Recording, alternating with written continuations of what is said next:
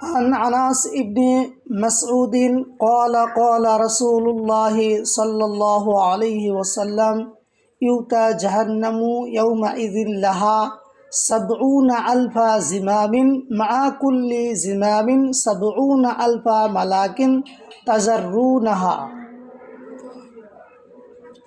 ইবনে মাসউদ রাদিয়াল্লাহু তাআলা আনহু বলেন, রাসূলুল্লাহ সাল্লাল্লাহু আলাইহি ওয়াসাল্লাম বলেছেন, কিয়ামতের দিন জাহান্নামকে এমন অবস্থায় টেনে নিয়ে যাওয়া হবে যে তার 70,000 লাগাম হবে এবং প্রতিটি লাগামের সাথে 70,000 ফেরেশতা থাকবেন।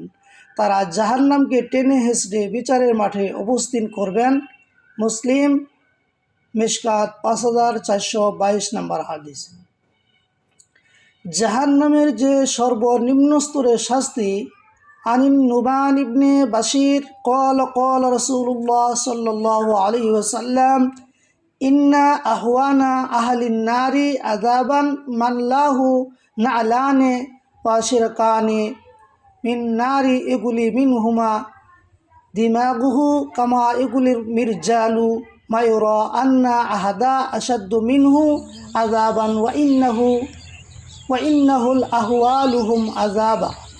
নুমান ইবনে বাশির রাদিয়াল্লাহু তাআলা আনহু বলেন, রাসূলুল্লাহ সাল্লাল্লাহু আলাইহি ওয়াসাল্লাম বলেছেন, জাহান্নামীদের মধ্যে সবচেয়ে সহজ কম শাস্তি ওই ব্যক্তির হবে যাকে আগুনের ফিতাসহ 2টি জুতা পরানো হবে।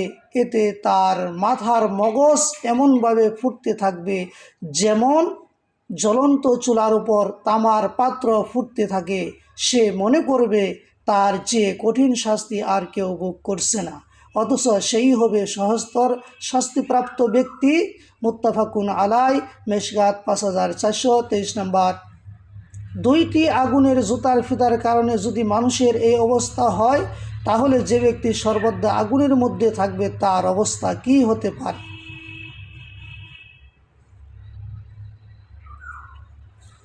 জাহান্নামীদের দেহ আকার গঠন স্ট্রাকচার কত হবে?